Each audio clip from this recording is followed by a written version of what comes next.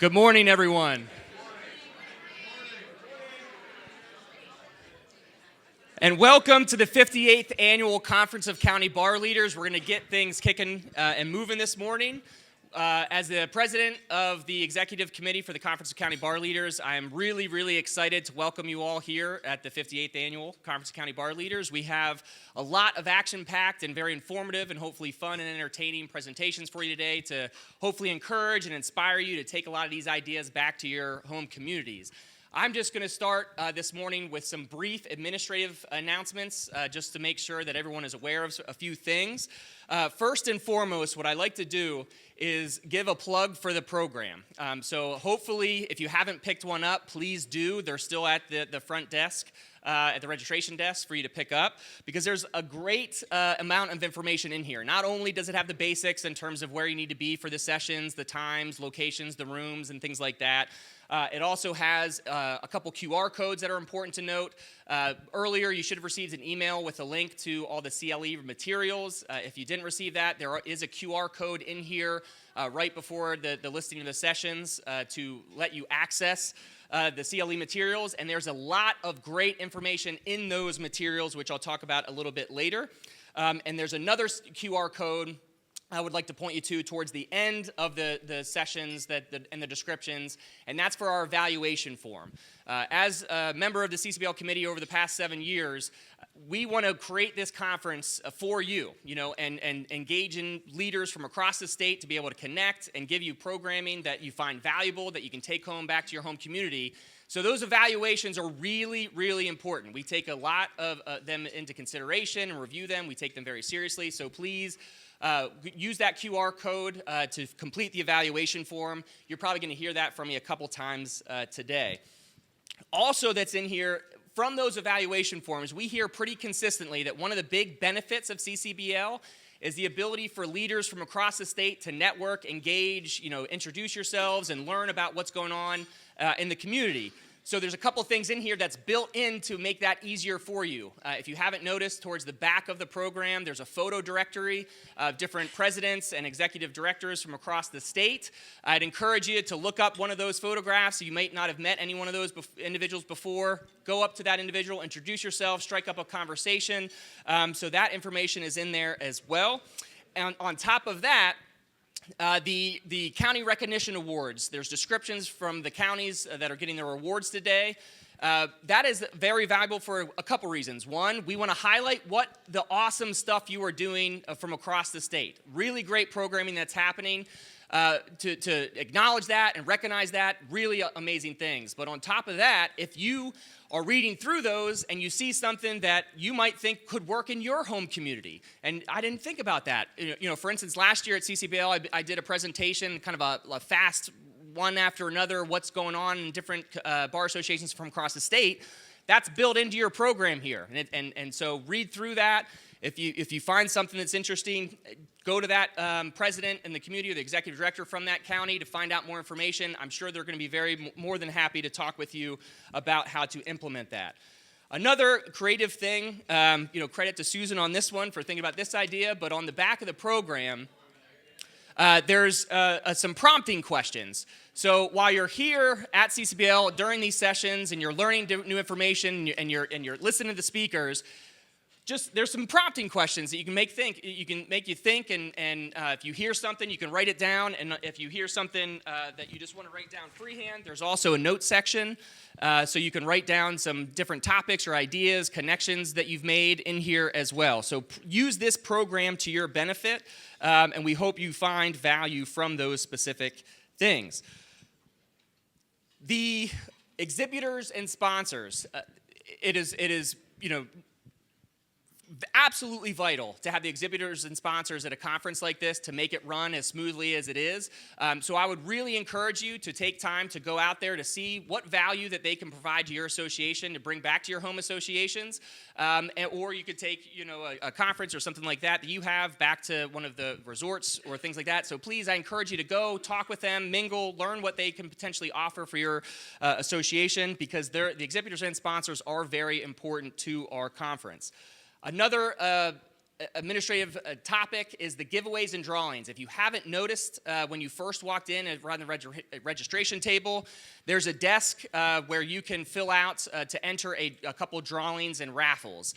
Two things to note on that. The deadline to enter is 4 p.m. today. So please get your entry in before 4 p.m. The second thing is we're respectfully requesting that you put your cell phone number on your entry form, and the reason why we ask for that is we would like to text you the winners before you would leave the conference so we can get you that prize before you leave, or trying to coordinate someone to pick that up on your behalf. So 4 p.m. is the deadline, and please use your cell phone number if you can.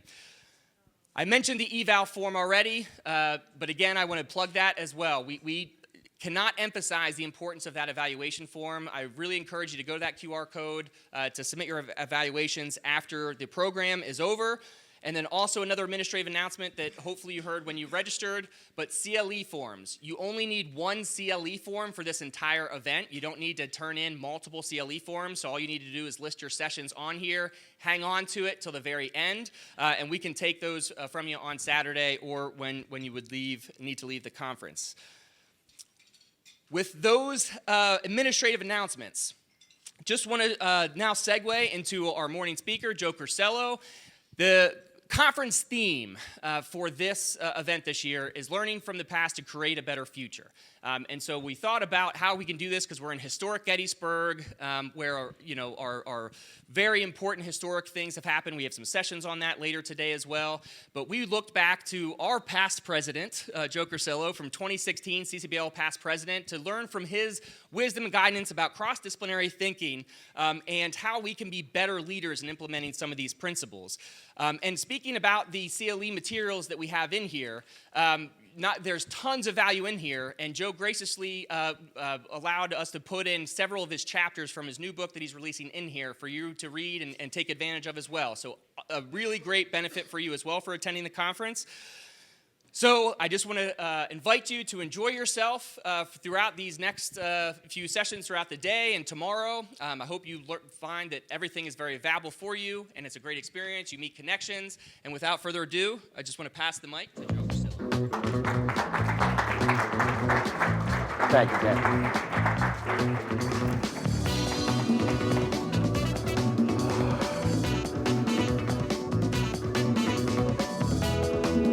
Good morning, CCBL. Are we awake? All right, that's what I want to know. You know, I want to start off by letting you know that my advice, I always like to start with very good advice that everyone should follow. And today's advice is always keep your resume or curriculum vitae up to date. Now, for the young people in the audience, you never know when you're going to transition. For the old people, I needed it last night to find out what year I was president of CCBL. So you're going to find it to come in handy. Now, today I'm here to talk about what I call the generalist advantage.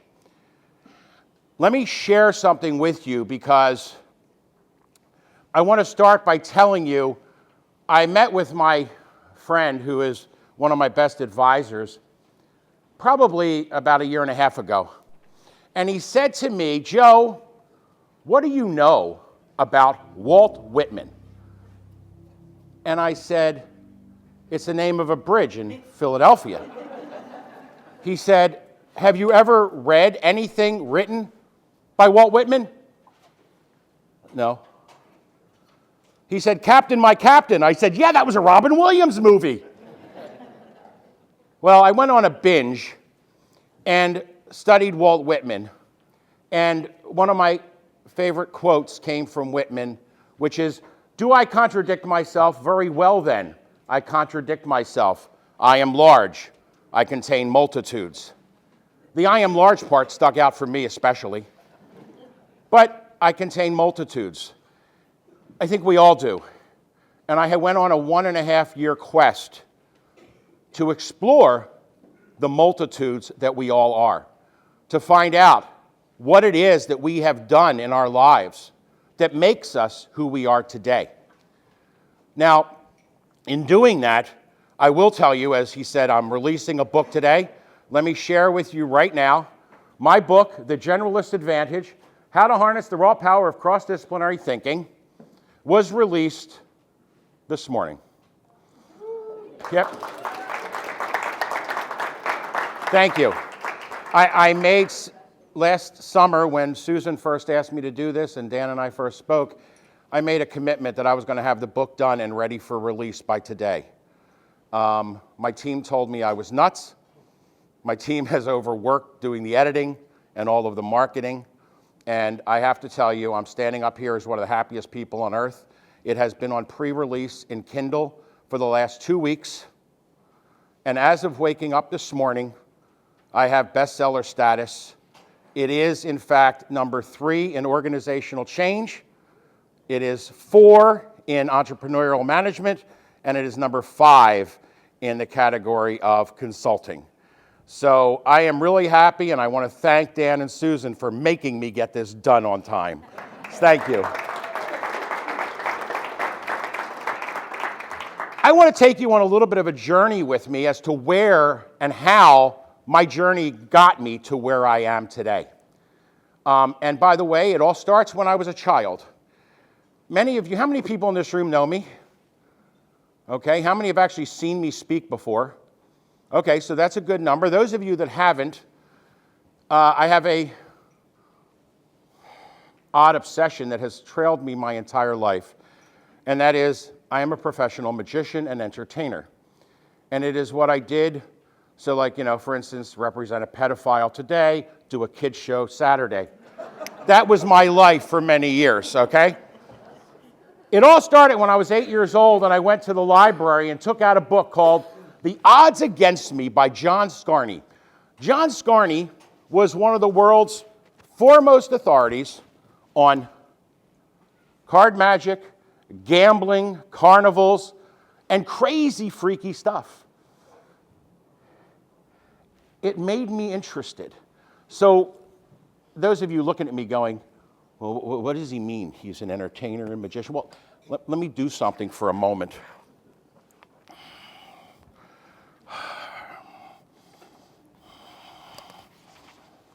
Let's see. Hi, how are you? Would you just stand right up in your seat? Nope, you right there. Yep, stand up. And you can stand up too. You can stand up. No, just stand up there. And you, sir, would you stand up? And at the end, please just stand. You're not going to have to do anything. Just stand up. My name's Joe. Your name is? Kiana. Kiana? Karen? Matt? Kate. What? Kate. Kate. Okay. This is important that I understand that because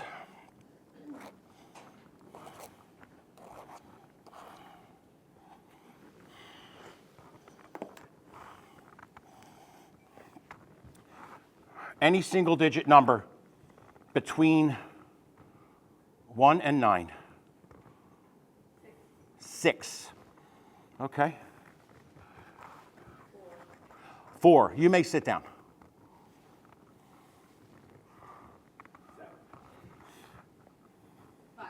5. You may sit down.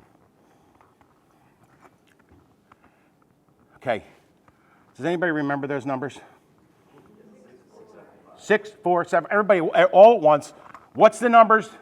6, 4, 7, 5. I knew. I knew it even before they said them.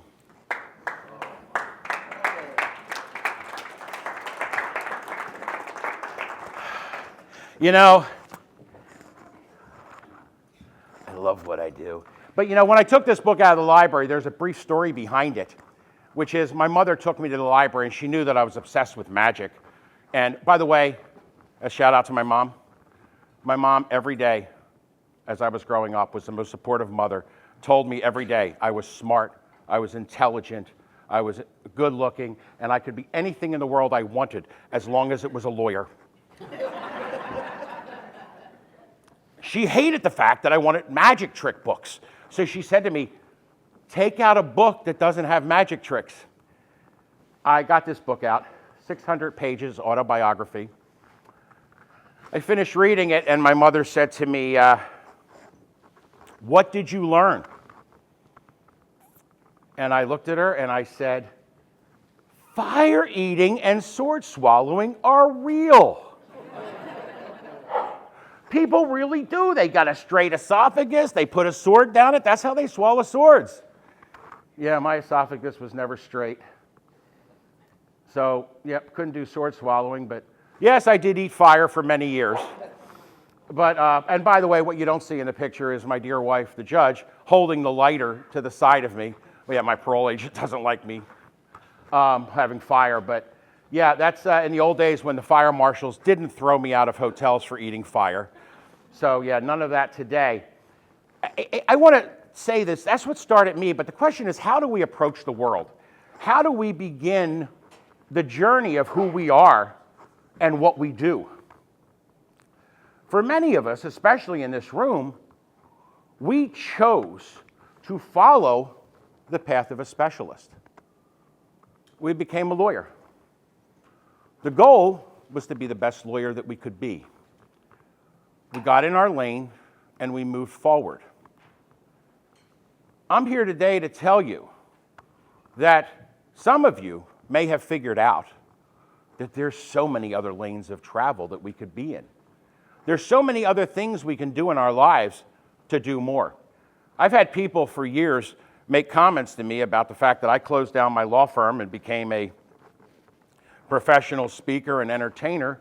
Well, I want to say I did it at the end of 2019, but since I am a psychic entertainer, let me just tell you, you do not start a business where you're going to be out in public on stage among hundreds of people 2 months before COVID.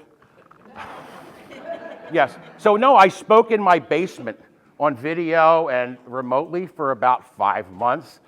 I got booked in Florida in August, right after, well, COVID wasn't over, but hey, Florida, they booked me. I flew down. I got to my hotel room, and here I am. I'm like, I'm going to get out on stage. I'm going to give my speech. Oh, crap, I haven't worn pants in 5 months. And I had to realize this is live audience. But the point is, I always did other things. And today, what I want to share with you is the path of a generalist doesn't take anything away from your specialty. It doesn't change your area of specialty. It enhances it. It makes it bigger. Because what it does is gives you a chance to relate across different zones, different paths of influence. It allows you, at the best, number one, to make better decisions. Because your approach becomes more holistic. How many of you in here are actually trial lawyers? Right? Okay. As a trial lawyer, you look at a jury of 12 people. I went through my career, had 150 jury trials. The ability to relate to people in the jury, because I'm not just a lawyer. I have a degree in engineering. I was an iron worker. I'm an artist. And by the way, on that front, I'll brag again, because I can. I have the stage and a microphone. I started painting again. I stopped when I was 18, started painting during COVID, and I have one work in a museum in Tel Aviv, Israel, and one work hanging in Alan Parsons' recording studio in Santa Barbara, California, which is why I open with his music, because it makes me feel good. But the point is, I've done a number of things in my life, so it gives you that ability to relate.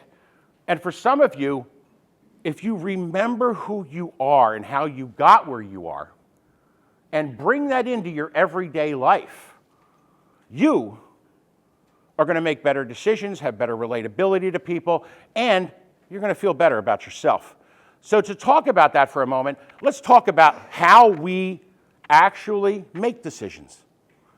And this is going to take a moment where I'm going to delve into the area of cognitive psychology, which gets a little goofy, but I'm going to try to do it as simple as possible.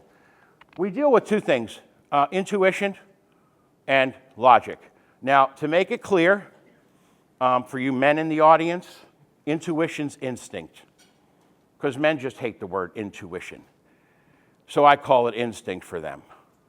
But the reality of it is, we act on our gut.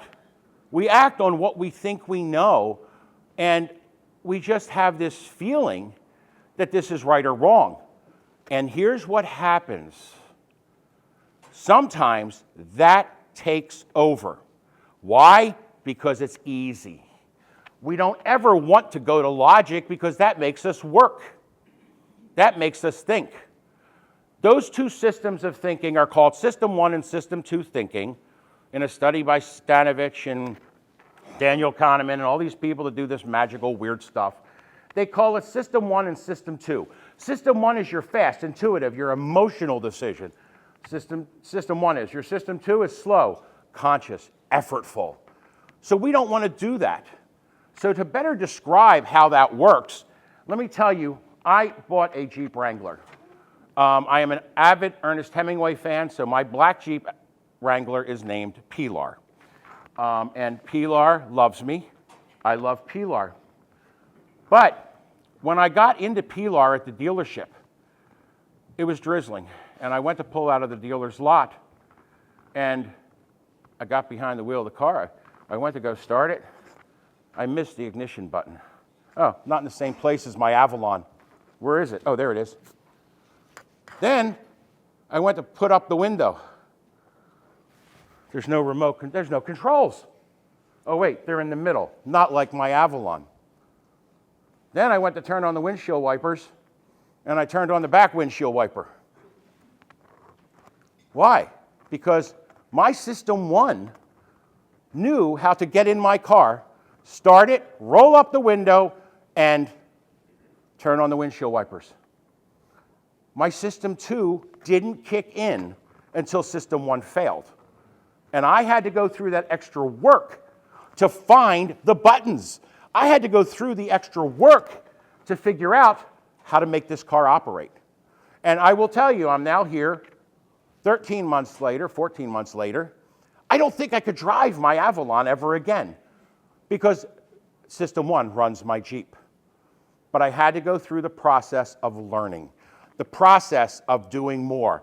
Now, I want to comment on something that as soon as I say generalist, and I talk about this, I get one challenge from people. Jack of all trades. How many people know this saying, Jack of all trades, master of none? How many know the final sentence that you never see in print? More often better than one. Now, let me also add to that, because here's what I want you to understand is Jack of all trades. We didn't invent the phrase. The first time the phrase was ever used was by a guy named Robert Greene in 1592.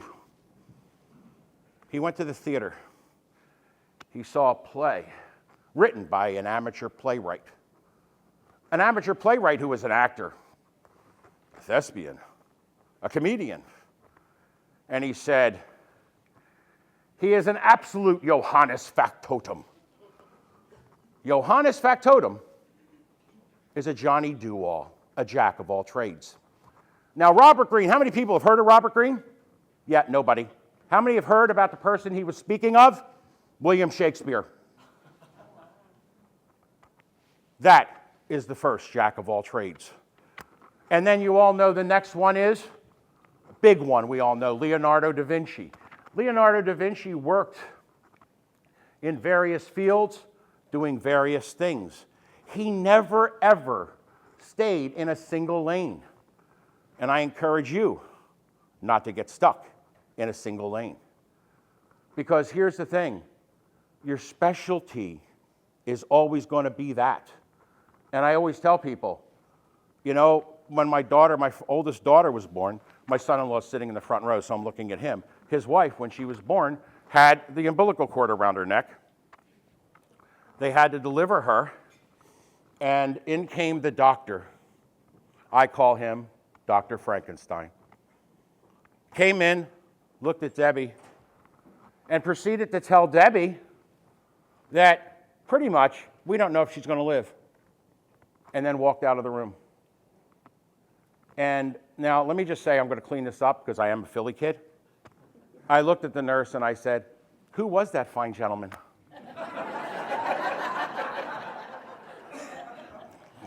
That is the best neonatal care surgeon we have in the hospital. And I said, I demand the second best. In came a female doctor who was a mother, softball coach, a human being.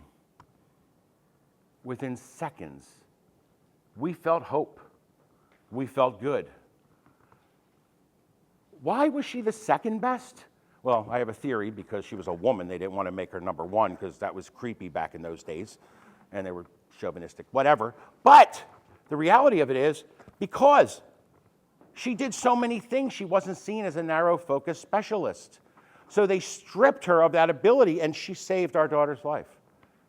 So yes, you want the specialist. You want that strong, deep-diving specialist, but what you do not want is to be so specialized that you can't communicate, you can't embrace people, you can't do things. Remember when we were children, how we felt about everything around us. Everything was new, everything was exciting. Sometimes we forget that. We forget that every single door we pass through is another door that leads to somewhere great. But what's more important is every door you've ever passed through. It's who you are today. Every door that you've moved in front of has molded you for today. The problem is, when was the last time you walked into court and thought, oh, gee, I'm bringing with me the kid that was a lifeguard. I'm bringing with me the person I was when I worked, and yes, I'm old. My third grade teacher had us picket on behalf of Cesar Chavez. I remember the commitment we felt as young kids picketing a grocery store over the non-union grapes. And I think to myself, that person is still in me. And that is what comes forward. Oh, by the way, yeah. Yeah. Well, I didn't see that coming. Yeah, by the way, just so you know, he did mention I've given you all 3 chapters of The Generalist Advantage for free. But today is the official release day.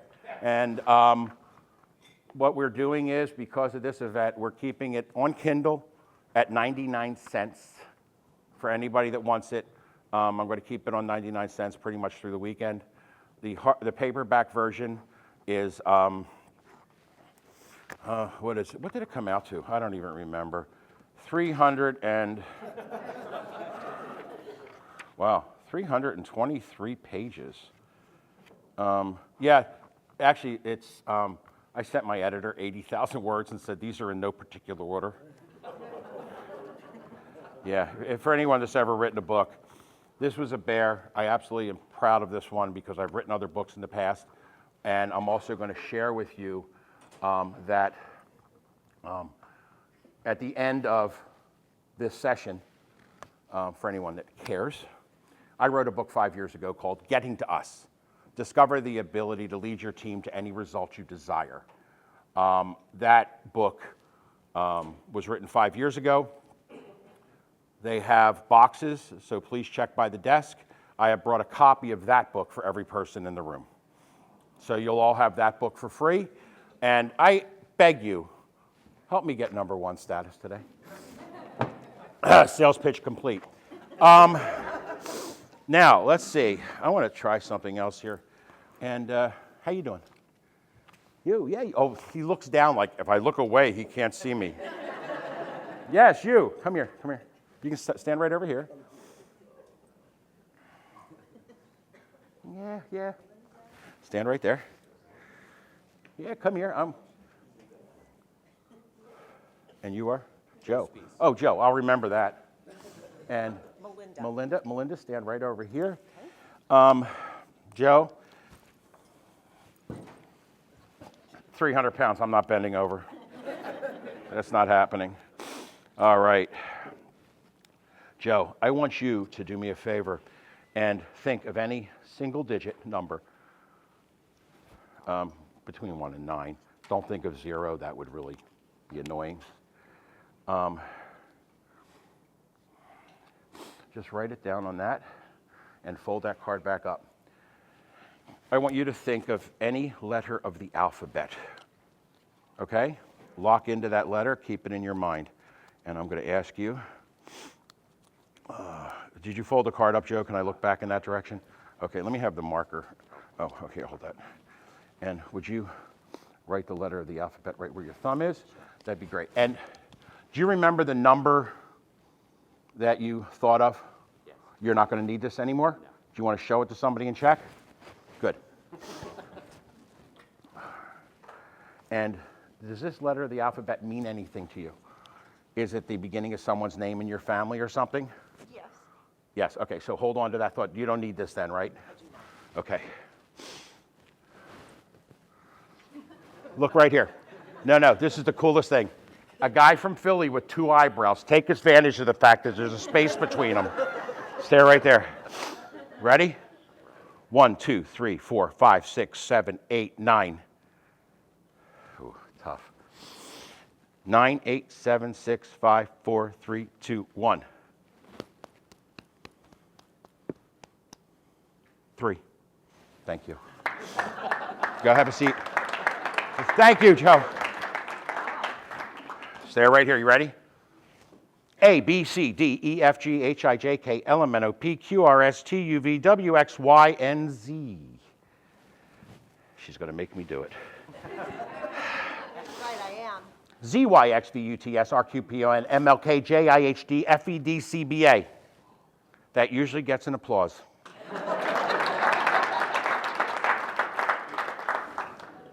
L. Oh my God. Thank you.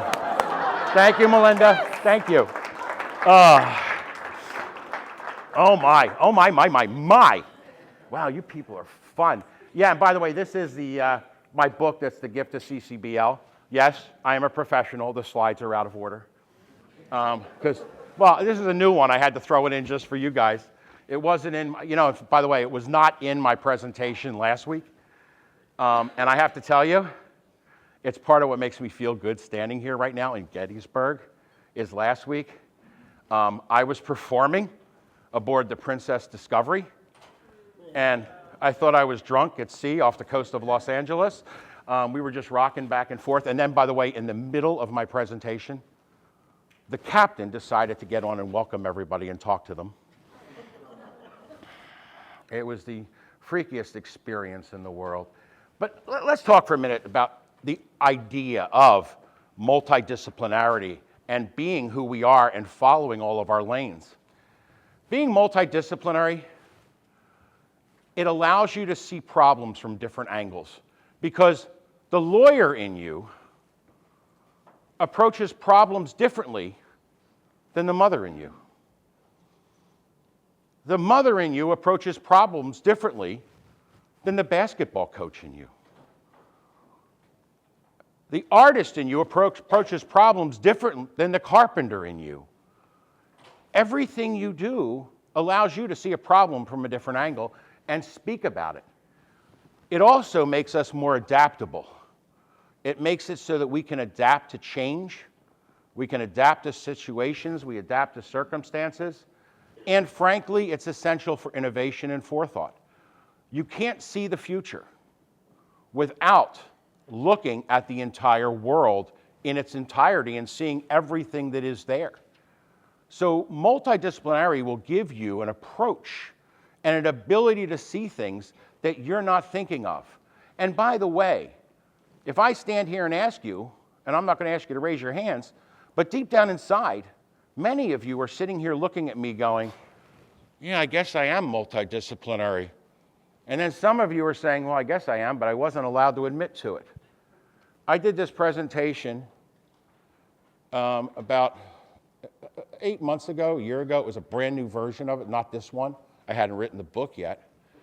And somebody came up to me afterwards and said, I'm waiting to find out if I'm going to pass the bar association, pass the bar exam.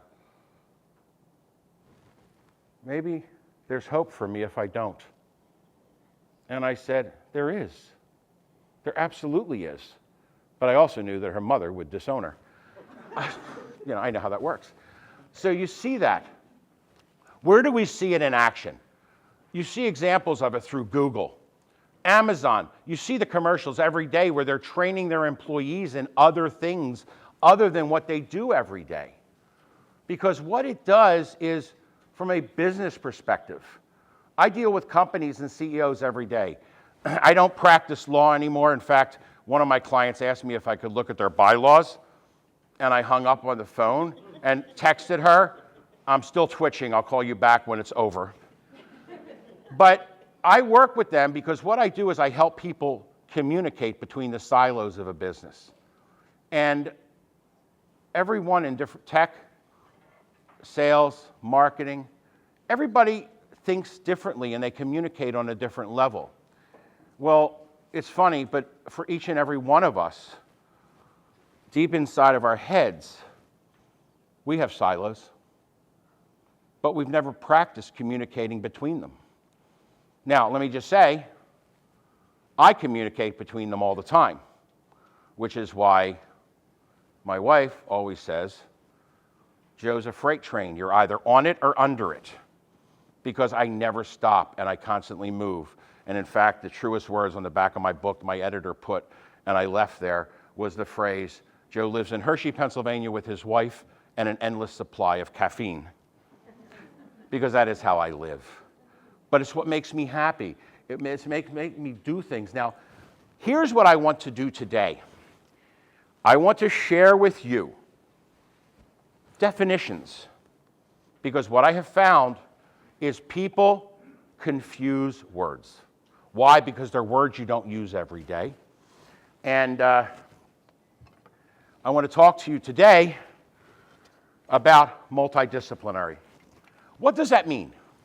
Well, it's all of the ideas and everything that you do, every department in your firm, your agency, all living together in perfect harmony. Much like, there's some peaches, pears.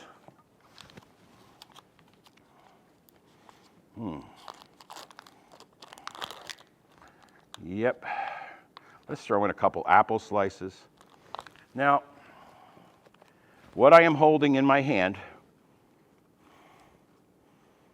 is what we call a fruit salad. Pears, peaches, and apples living together in perfect harmony. Each one has its own flavor. Each one has its own texture. Each one has its own color.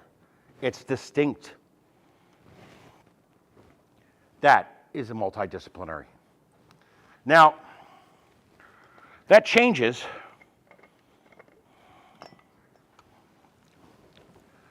because the next level that we get to is interdisciplinary.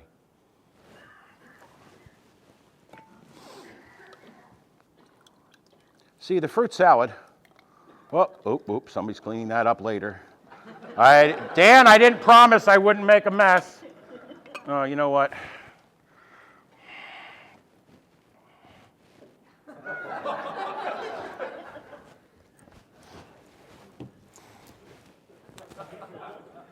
Come on, wait a minute.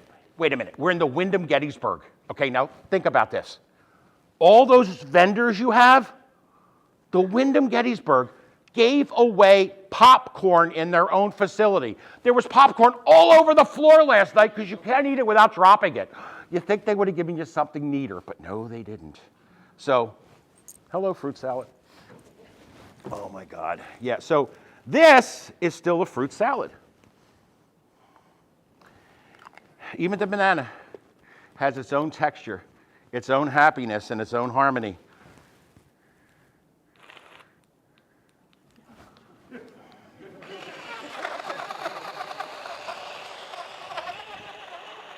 No, it was charged. The banana got hung up a little bit there. So what we have now is what? A fruit smoothie. That is interdisciplinary. Everything lost its own texture. Everything lost its own flavor. It all became one. Everything merged together, which is much like who we are every single day of our lives. We're the merged together vision of everything we ever were. And that, my friends, is what a fruit smoothie is. Now, that looks good. I made some people a promise last night. They were asking me, are you going to have a cocktail with us? I said, no, I'm not drinking. I said, I don't want to drink tonight. I got to work in the morning.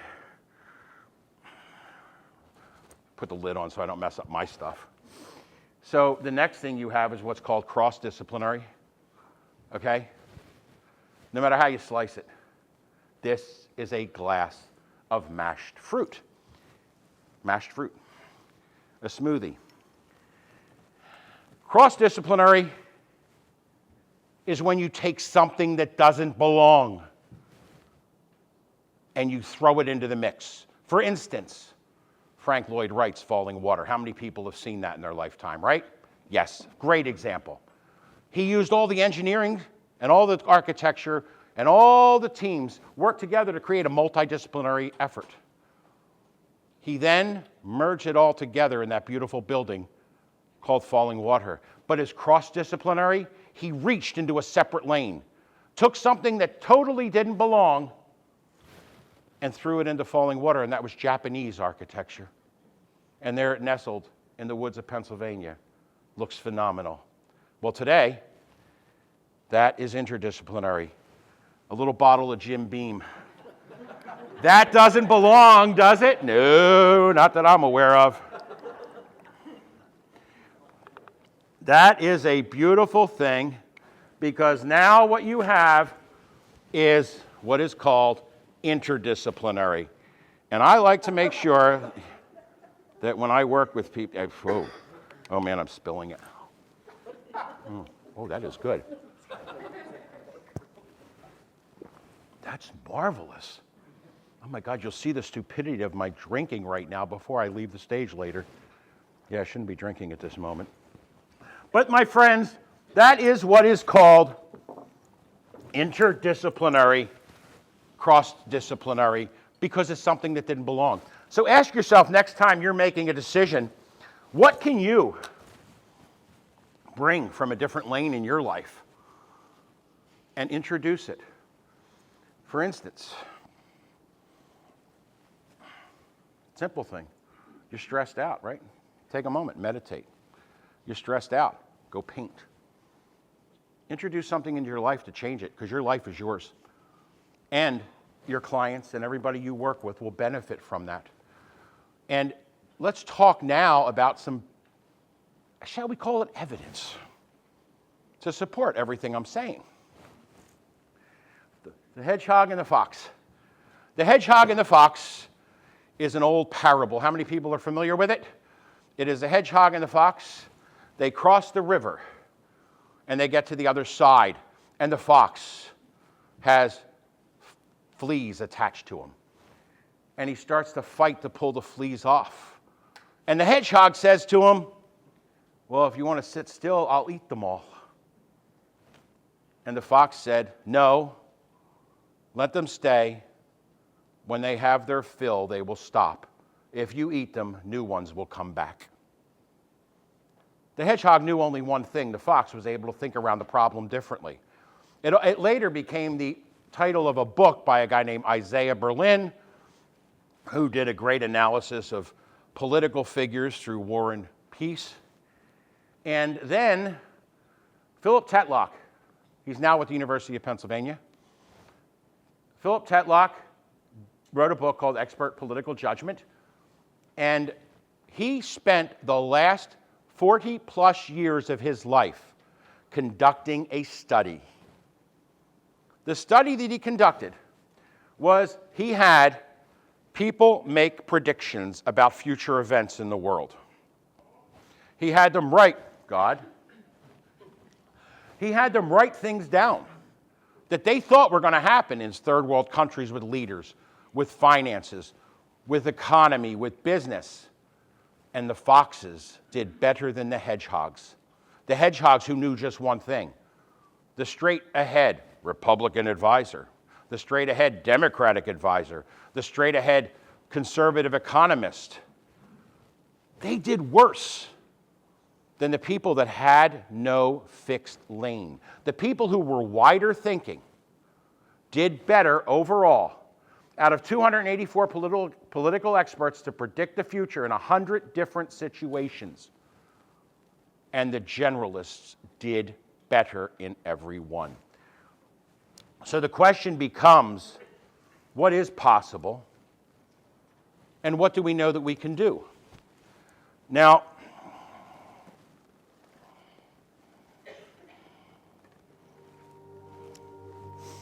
you have good. I want to take a look here for a moment.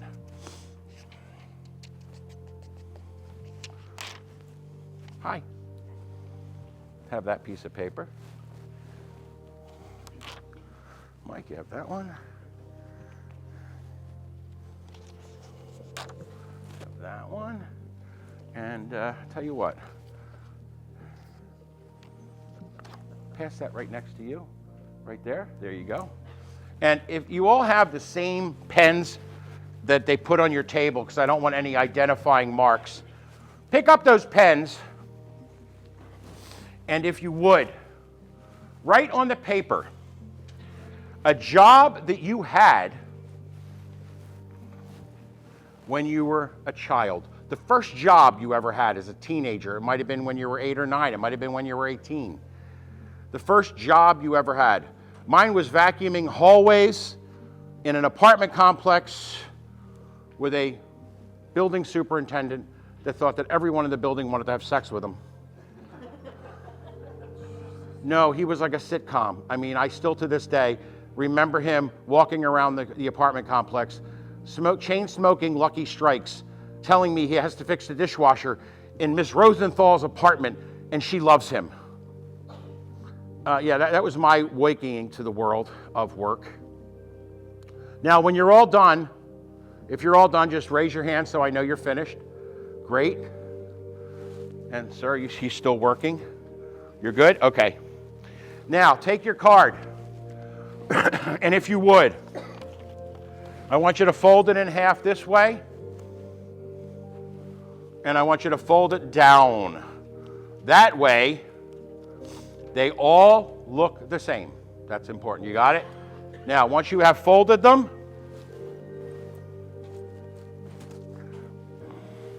would you do me a favor? Would you take this glass and collect all of those cards? Okay, you suddenly now don't realize you are now Vanna White. So please collect those cards.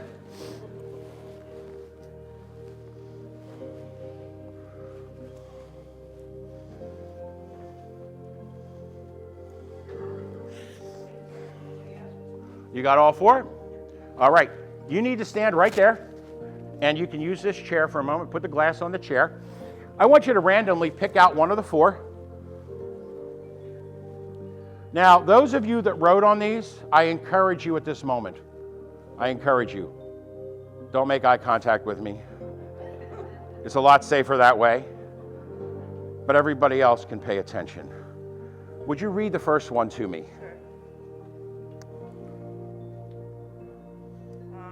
Cashier at Builder Square. A cashier at Builder Square. That's a great job because you're dealing with contractors. That means you know how to deal with perverts. You also know how to deal with problems that people have when they want to complain. You've also amassed skills that you may not have realized of tolerating windows of doing nothing and then windows of burst of effort. And you've learned to manage your life and go through that. Do me a favor, fold that back up, lay it on the chair, and read another one.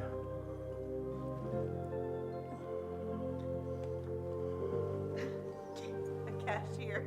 Another cashier. Well, we don't know which one this is at, but it says a cashier. We know it's in retail, so we know some of the same lessons. But also, too, I'm sensing that this is someone that learned a little bit about customer service when people complained about things, and people never thought anything was right. Those are skills that you bring with you from that job to this one. Would you do me a favor, read the next one? Paper boy. A paper boy. That's one of my favorites. Committed to waking up early. Committed to being out and doing things when nobody else was working. Having a sense of getting things done, and somewhat being your own boss, because once you picked them up, you had to get it done. Again, skills you may not have thought of for the last couple of years. Would you read the last one to us? Babysitting. Babysitting. Okay, would you fold those back up and put them in there? Babysitting. Need I say more? It's kind of like dealing with our clients. You learn how to make people feel good in bad situations. You learn how to make people feel nurtured. These are things that you learned in your life that you brought with you, that sometimes I ask you, have you ever really considered the lessons you learned from those jobs and every other job on a daily basis? And those of you that didn't fill out paper, think about the jobs you've had and what that brought to you in what you're doing. Please stand up.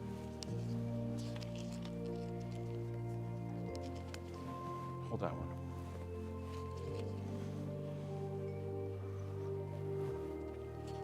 Hold that one.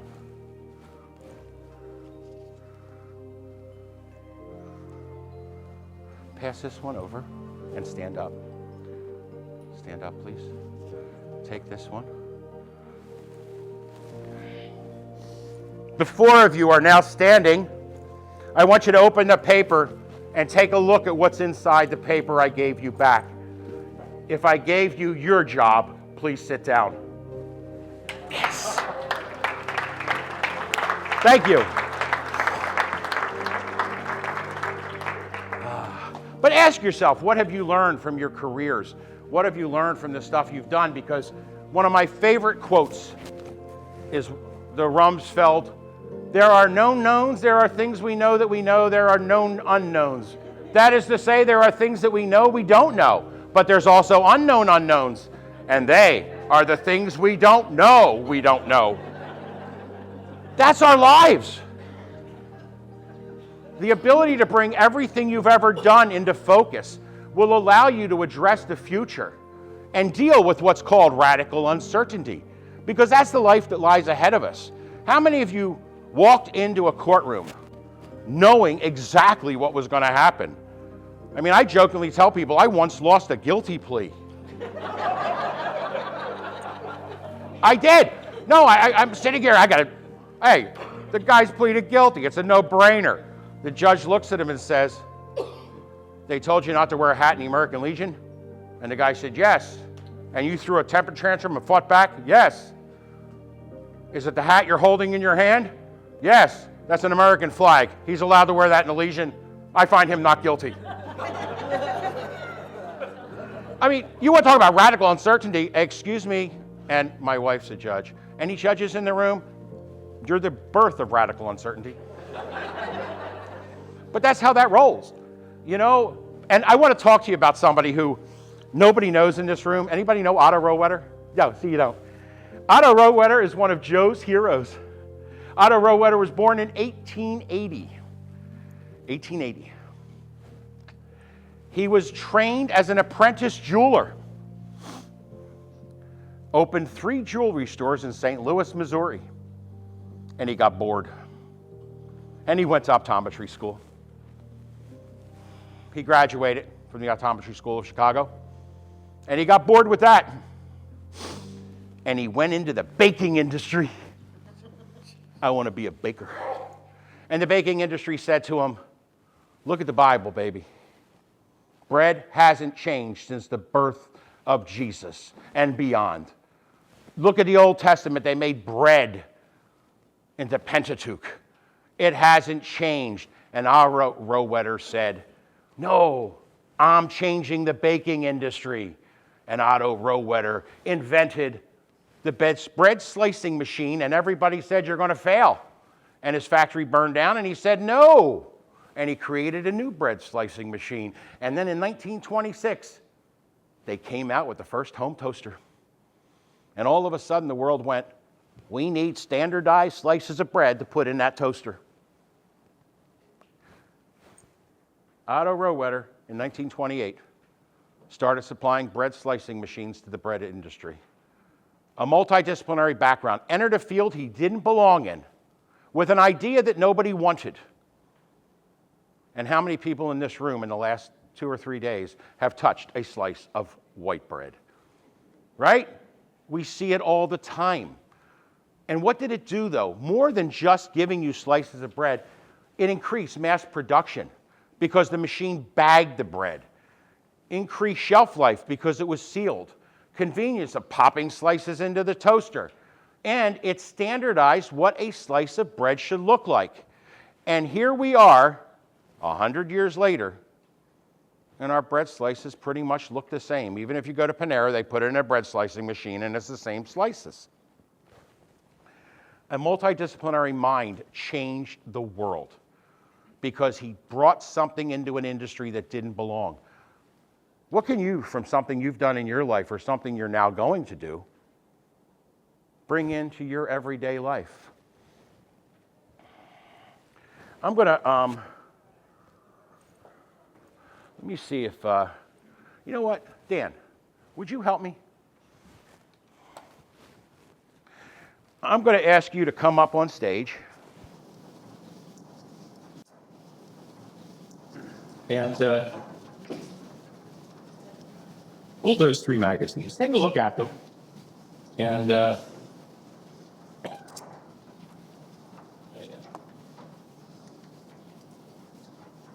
good.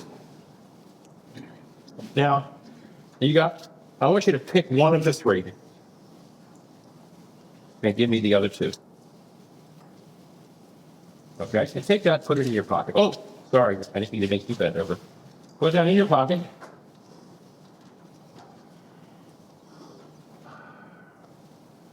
Take that magazine, open it up to the middle, and rip it in half, like a strong man in a circus.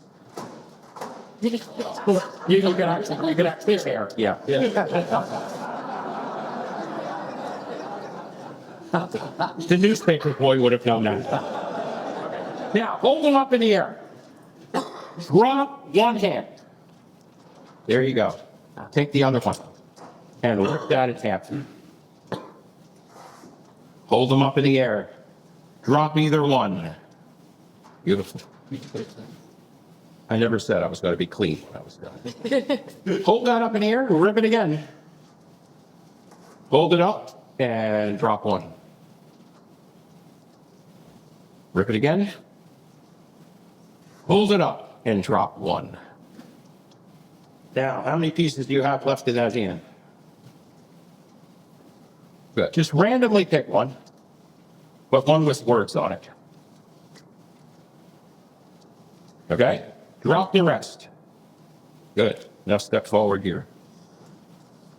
Take your finger, drop it down into the middle of that pink foot. Do you see order? Set in front of you. Is your finger near one? Yep. Read one out loud. Record. Record. Record. Piece of paper.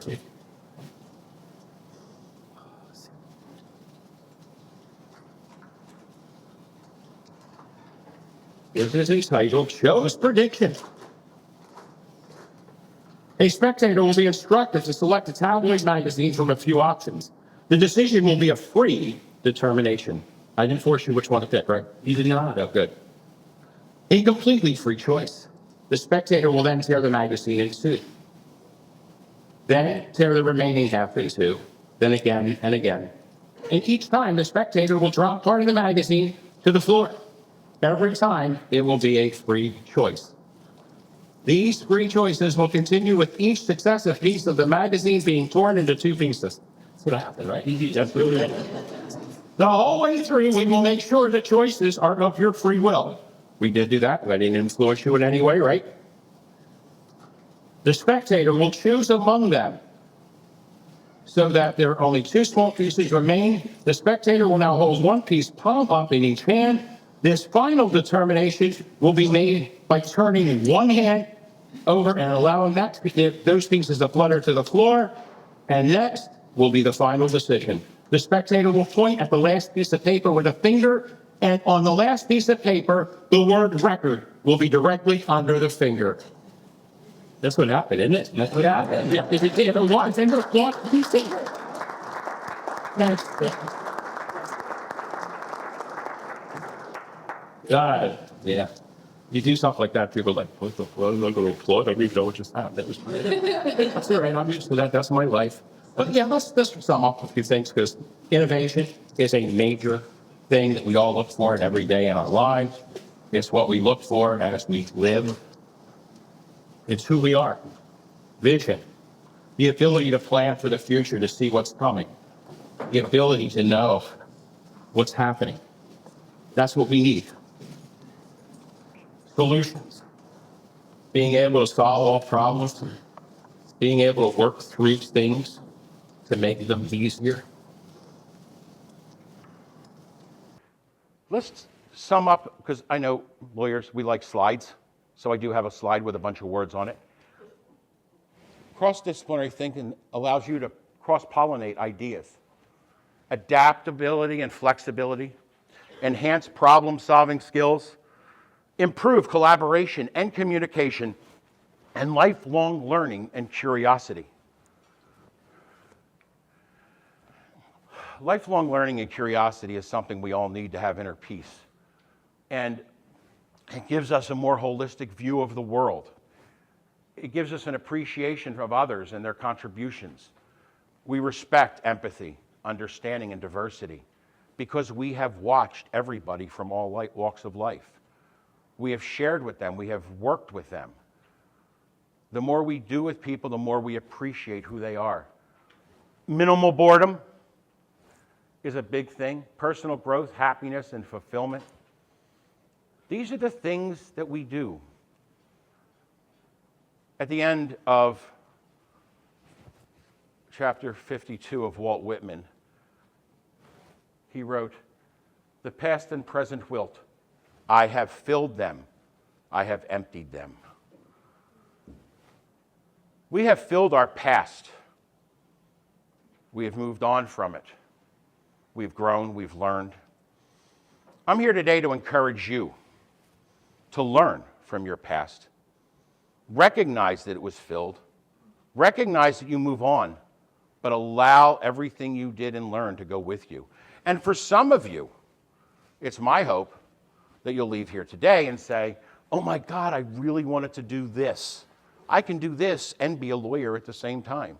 Because trust me, that's my life. It's what I've done. I think, though, that important, you need to give yourself permission. Permission to step out of your lane and be something different. Be challenged. People say, I'm so busy, I don't have time. Well, I only need 3 hours sleep at night. Find the time. It's really worth it in the end to allow yourself to do this. But then there's those of us that don't do it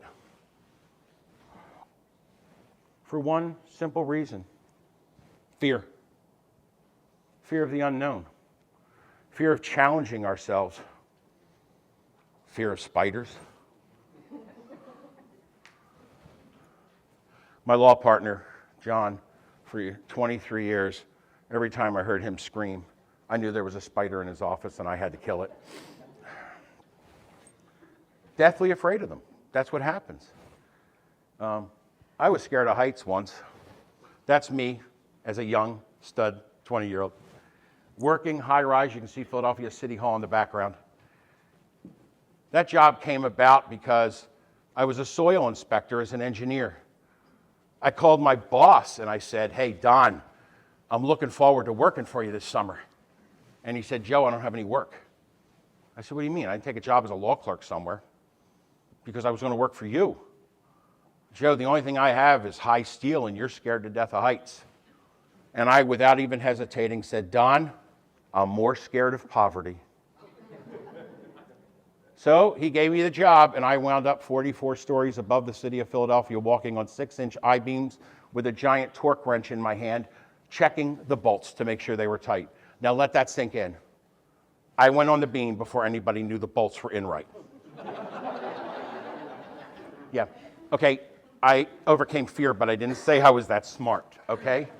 And then some of us have one of my favorite fears, clowns, right? Don't laugh, that's me. That's me, 1991 to 1993. The resident clown in Hershey Park. Yes. By the way, I love telling people, during 1992, I worked for the Attorney General of Pennsylvania. I was a prosecutor doing sales tax cases. During the summer, from Memorial Day to Labor Day, I was a clown in the private picnic areas of Hershey Park. I made more money from Hershey than I did from the Attorney General. Now laugh at the costume. You know, the one thing I never tried in my life was the craziness of sword swallowing. I did check, and my esophagus is not straight, but I also have a long-standing fear in my life of sharp objects. Now, I'm going to close today by doing something stupid. As I start right now and go into what I'm about to do, I assure you, Debbie is queuing up 911. Because I decided that I needed to do something special for CCBL. And by the way, you know, I might say this in the future just for the sake of enjoyment, but the end of it is, I gotta tell you, this is funny. I've never done this before.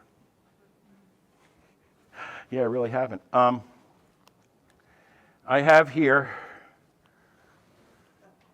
8 razor blades. They are Gillette Wilkinson double edge safety razors. Hey, how are you? Good. Check, that's a real blade, right? Be careful. Yep. Okay, I don't want. Real blade. Debbie touched it, he didn't get cut. We didn't need the waiver. I shave with these every morning, and frankly, I think about it, and I went, you know, I got to do something stupid because I like to challenge myself. Oh, it says Gillette, but it tastes like shit.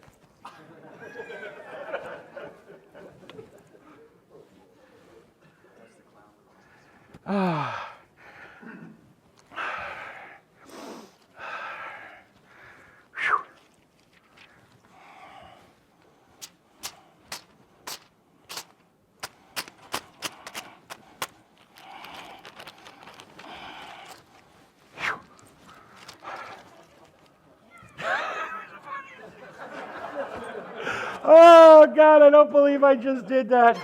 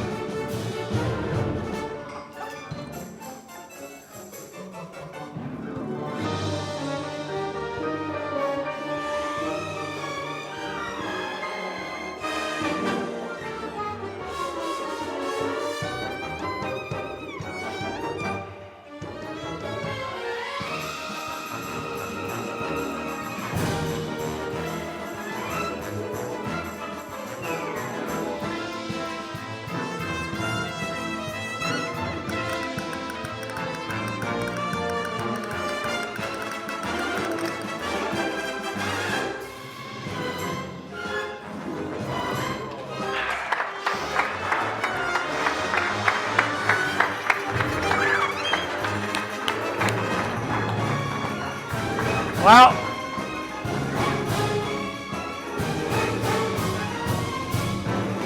that is from the do not try this at home category.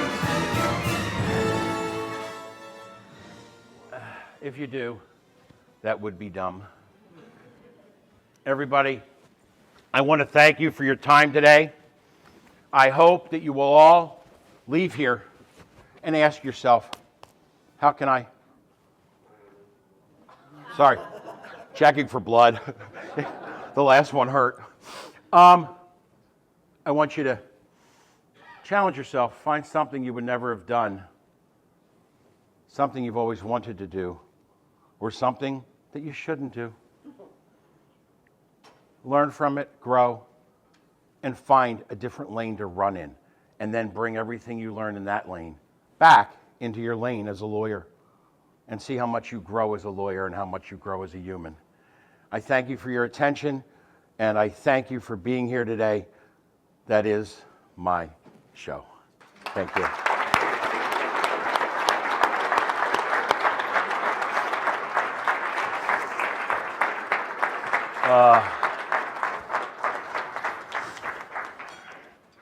I'm not bleeding. Thought I was.